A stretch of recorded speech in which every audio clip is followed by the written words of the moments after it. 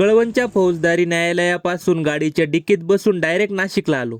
नमस्कार मंडळी, आजच्या नवीन व्लॉगमध्ये तुमचं पुन्हा एकदा स्वागत आहे। तर मग आपल्याला आज जायचं आहे नाशिकला। तेवढं संतोष दादा गाडी घेऊन आले। तारा अक्का आणि पूनम दिदी सोबत सुरू झाला 90 किलोमीटरचा प्रवास। दळवडगावची कमान पार करून कनाशीत तर पावसाचा फरकच पडला। पाऊस डायरेक्ट गायब झाला बाबा। आणि ही ट्रॅक्टरांची गर्दी बघून तुम्हाला कळालंच असेल की मी आबुण्याला पोहोचलो असं। मग तुमच्या भावाने प्रमोशन करून मागच्या सीटाची जागा बुक केली आणि आपला कॅमेरा 360 डिग्रीने मागे वळवला। कसा वाटतोय दृश्य? आवडला असेल तर लाईक नक्की करा बरं का। मग मंडळी, बघता बघता कळवणच्या दिवाणी व फौजदारी न्यायालय कार्यालयात पोहोचलो। आणि तुम्हाला अजून विचार पडला असेल की हा इथं कशाला आला असेल बरं? अरे काही नाही रे, आपल्या मित्राची बऱ्याच दिवसा अगोदर इथे बदली झाली होती म्हणून त्याला भेटायला आलो होतो। त्याची भेट तुमच्या सोबत नक्की आपल्या व्हिडिओ मार्फत करून देईल। त्यानंतर गाडीत पाहिजे तितकं डिझेल टाकून आठंब्या मार्गे वणीत आलो। तर वायफरच्या डबड्यात पाणीच नव्हतं ना भाऊ। 2 लिटर पाणी टाकून आपला पण आरसा स्वच्छ करून घेतला तेव्हा कुठं बरं दिसायला लागलं। मग नाशिकात एंट्री केली आणि डायरेक्ट पोहोचलो श्रीपाद हॉस्पिटलला। आज तर खूप गर्दी आहे बाबा। अवघ्या 2 तासांनी माझा नंबर लागला। मग कानाची तपासणी करून डॉक्टरांनी 8 दिवसाच्या गोळ्या औषधे लिहून दिल्या व गोळ्यांच्या पॅकेटवर टाइम टेबल लिहून घेतला आणि आलो गाडीजवळ। चला मग मंडळी, निघालो घरी। तुम्ही पण खाली दिलेल्या सबस्क्राईब बटनावर क्लिक करून तुमच्या भावाला फॉलो करून घ्या। भेटूया उद्याच्या व्लॉग मध्ये मंडळी।